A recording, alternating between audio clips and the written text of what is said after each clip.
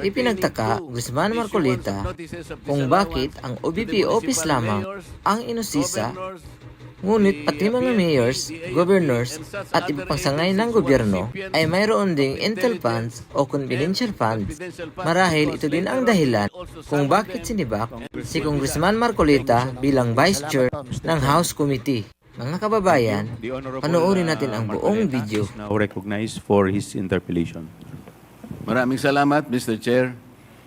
Mr. Chair, sasamantalahin ko na po ang presence po ng mga kinatawan ng Commission on Audit. Gusto ko po sanang itanong mula sa kanila, ano-ano pong mga opisina ng ating pamahalaan o ahensya ang pinagkakalooban po ng intelligence and confidential funds?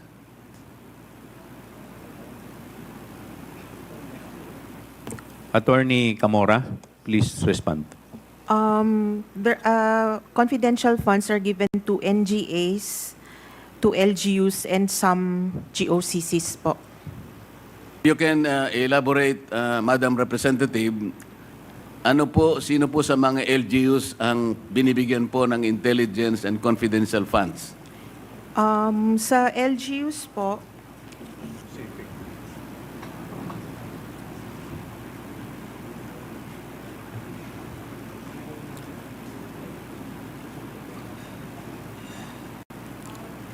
depende po sa LGU, sa POP po nila, Mr. Chair. Hindi po ba yung mga opisina ng mayor ay nakakatanggap ng intelligence and confidential funds? As long as it is part of their budget, Madam Chair, Mr. Chair. Kaya nga po tinatanong ko sa inyo, kayo po nakakaalam kasi kung sino-sino sa kanila. Karaniwan po yung opisina ng mayor, nakatatanggap po, maaaring hindi lahat, ngunit nakatatanggap po basically yung opisina ng mayor. Tama po? According to the joint circular po, LGUs whose peace and order is a priority concern, sila po usually yung nag-allocate ng confidential funds. Kaya nga po, base po sa record ninyo, may mga mayors po, opisina ng mayor ang nakatatanggap ng confidential and intelligence funds. Kasi po kayo ang nag-o-audit eh. Yes po, Mr. Chair. Para hindi na tayo magtagal, ganun lang kasi. Pati po opisina ng gobernador nakakatanggap din po ng ganung klaseng pondo, hindi po ba? Yes, Mr. Chair. Yun pong PNP nakakatanggap po.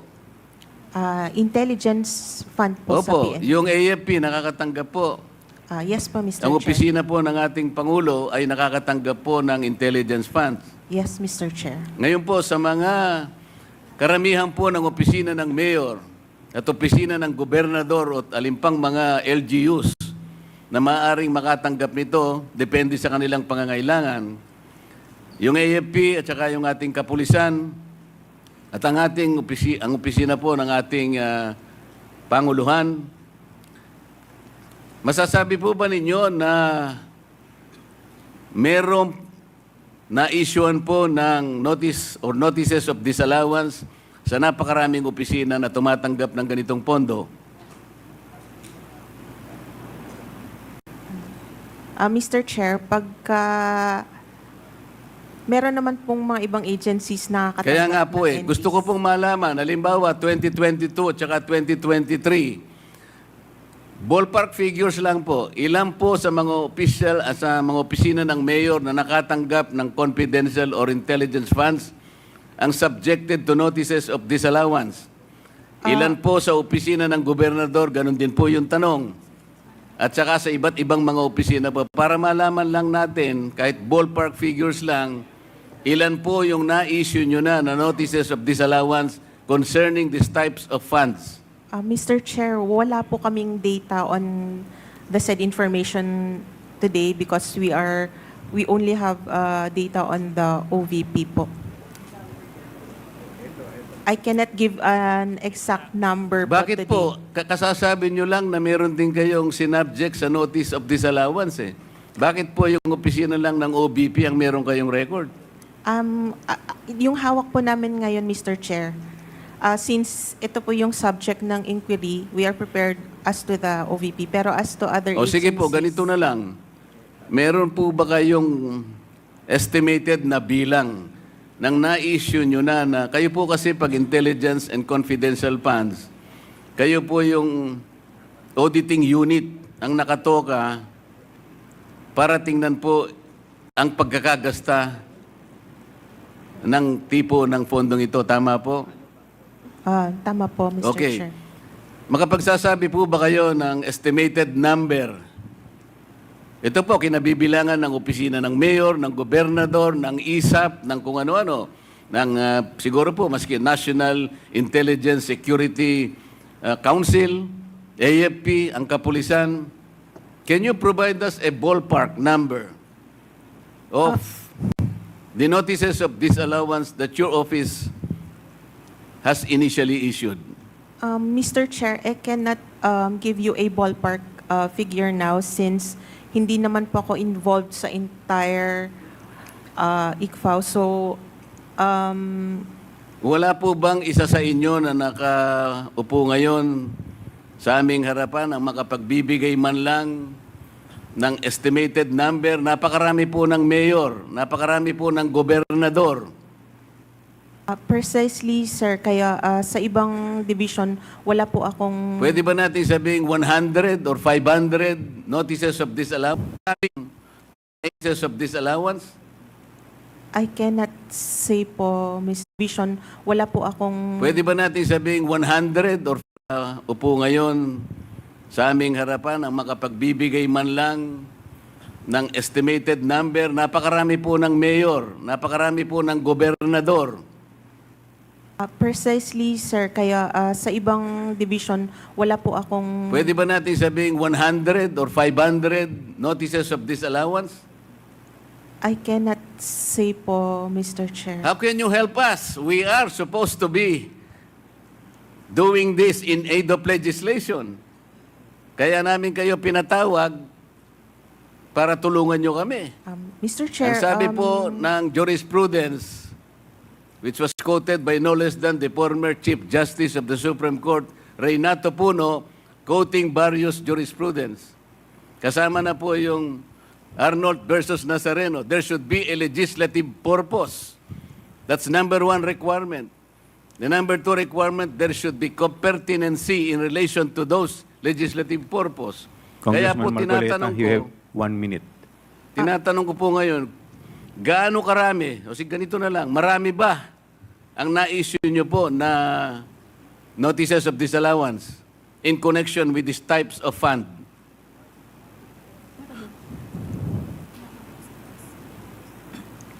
Sir, I really cannot give an exact number Hindi nga sabihin mo today. lang, marami. Attorney, Medyo marami. Attorney Camora, could you please submit the documents that the Honorable Marcoleta is requesting? Yes. Kasi sa ngayon, Mr. bago ako As to the magtapos, numbers. Mr. Chair, I want Yes, to wind Mr. up now. Yes. I want please to wind up now. Can you at least sabihin mo lang, marami, medyo marami. Pati ba naman yun, hindi mo... Ang dami po nating mayor dito sa buong Pilipinas, ang daming gobernador, pati kapulisan, ISAP, AFP. So sabi mo kanina, marami na-cover ng... ilan ba? Madam Chair, kung yung current year, I can answer na O yung, konti lang on po. the average noon, yung halimbawa 2020, 2021, 2022, by way of your experience, by way of your former data, Previous years po, I cannot say since bago lang po ako sa ICFAO. So, we could just provide you po with the documents. Please wrap up. One last question, Congressman what Marcoleta. about to the other members of the Commission on Audit? Through your experience, let's say in the last 10 years, wala kayong may bibigay? Alam po ninyo kung bakit ko tinatanong ito? Kung marami po kayong na-issue, at alam ko marami talaga, na notices of disallowance, pupuntahin natin dito lahat, hindi lang ang Office of the Vice President at dapat umupo dito. Lahat na po ng inisyuhan nyo ng notices of disallowance must sit here para makagawa po kami ng mas maganda, mas balanse na batas. Kung pag-uusapan po ay ang paggamit nitong intelligence funds. Do you understand, Madam? Yes, I understand po the question.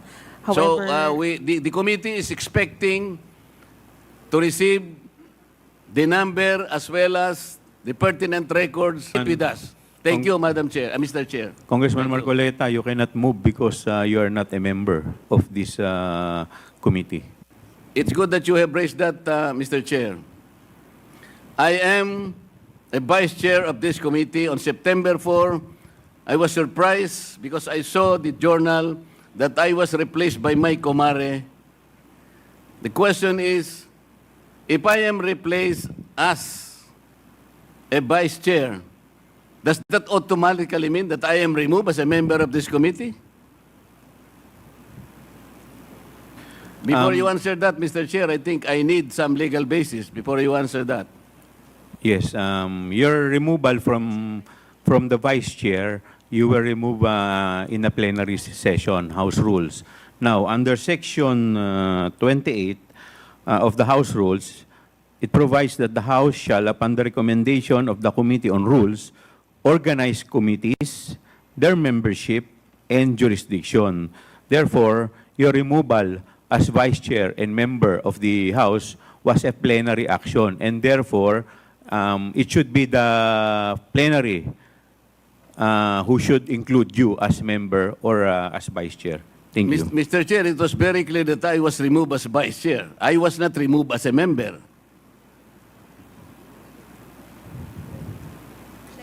Because you were There is this distinction between being a member and vice chair. If I Yes, was but- removed as vice chair, but your appointment as vice chair, you were not appointed as member. Your appointment was as vice chair. So hindi naman po kayo Mr. in-appoint Chair. muna as member bago kayo ginawang vice chair. Your immediate appointment was as vice chairman, and therefore your removal as vice chair will remove you as member also. Yun po yun. And Well, it's a that is plenary your- action. The committee has nothing to do with it. that is your opinion, Mr. Chair, but I am expecting that some kind of a basis should be presented that upon removal of a vice chair, that automatically also removes him as a member of that committee. That's all I am asking, Mr. Chair. Point of order, Mr. Chairman. We have already answered the manifestation or the inquiry of the Honorable Marcoleta. Next to interpolate is Mr. Chairman, Honorable. Mr. Chairman, Yes, with the permission, with the indulgence of Honorable Dionisio, I would like to recognize the Honorable Paduano. Mr. Chairman, under our rules, there's a motion for a point of order. And it is one of the highest motion that should be ruled by the chairman. So, Mr. Chairman, the chairman should recognize the person that moves for a point of order because that is one of the highest motion that should be recognized by the chairman. Thank you, Mr. Chairman. Noted, noted. Honorable Mr. Chair, Honorable Vice Chairman Abante. with the indulgence of Congressman Junicio, may I be recognized? Mr. Chairman, Yes, with the just a point of inquiry. There's a motion for a point of order, and I have stated that is the one of the highest, well, in fact, second highest motion. So the chairman should rule on that point of order that was raised by, I think it's Congressman Valeriano. My point of order is that the chairman already ruled na he was removed as vice chairman of the Committee on Good Government and Public Accountabilities. That's It all, was Mr. already Chairman. answered. It was already ruled, Your Honor. Thank you, Mr. Chairman. Thank you po. Mr. Chair, With the indulgence of Congressman Dionisio, the Chair would like to recognize the Vice Chairman Abante. Mr. Chair, a while ago, COA has answered the question of Congressman Romy Acob as far as the difference between an intelligence fund and confidential fund. Can you please repeat that? Meron pagkakaiba ang intelligence fund saka ang confidential fund? Yes, Mr. Chair. Ang Intel Fund po, it is given to uniformed and military personnel and intelligence practitioners. And the purpose is for activities that have direct impact to national security. For confidential fund, they are given to civilian government agencies that are intended to support the mandate or operations of the agency. Okay, Mr. Chair, therefore, ang intelligence fund, hindi confidential fund. Yes, Mr. Okay, Chair. pero kanina, yung pong question ni Congressman Marcoleta, sinasabi niya palagi, confidential fund or intelligence fund. Am I right? They are separate po. O therefore, hindi po masyado naintindihan ni Congressman Marcoleta yung katanungan niya. Sapagkat kanya pinareho ang confidential fund at ang intelligence fund. Na gusto kong itanong, Mr. Chair, no? Sinabi niya kanina, sinabi mo na mayroong confidential fund ng mga mayors and governors, di ba? Yes, Mr. Chair. Intelligence fund, meron ba silang intelligence fund? Generally, wala po since hindi naman po sila uniformed personnel. Okay, malinaw, Mr. Chair, na walang intelligence fund ang mga gobernador at mga mayor. Pero merong confidential fund. Yung pa ba? Tama ba ako? Tama po, Mr. Chair. Okay. Yung mga vice mayor at vice governor, meron ba intelligence fund o confidential fund? Meron ba silang confidential fund ang vice mayor at vice governor? Actually, sir, it's per agency po. So, if, for example, ma-designate na SDO ang vice, pwede po siyang mabigyan. Ano yun? If per he is agency po. designated If as he is mayor. as Correct. SDO po. Oh, As SDO. depend. If the vice mayor is designated as mayor, magkakaroon siya, correct? As mayor po. As SDO po. Ano SDO? As Special Disbursing Officer. Special Dispersing Special Officer. Yes. Eh kung hindi, wala siyang confidential fund. Yes. O therefore, regularly, walang confidential fund ang vice mayor at ang vice governor. Yes. Ayan. Katulad din po yan ng Pangulo. Ang Pangulo dapat magkaroon ng confidential fund. Tama ho ba ako? Kung based sa GAA po, tama Opo. po. Pero ang vice president, hindi kinakailangan magkaroon ng confidential fund. Am I right? Not in... Am I right? Not necessarily correct. Following my question on the line of questioning that I have with the vice governor and the vice mayor. Sa NGAs po kasi, sir, what is Governor Mga at the kababayan, vice mayor, ano ang normally, masasabi ninyo wala yung sa video confidential ito? fund. Please comment your reaction. Yes. Ning salamat sa Unless panunood. otherwise, they've been God bless designated at as what? all. as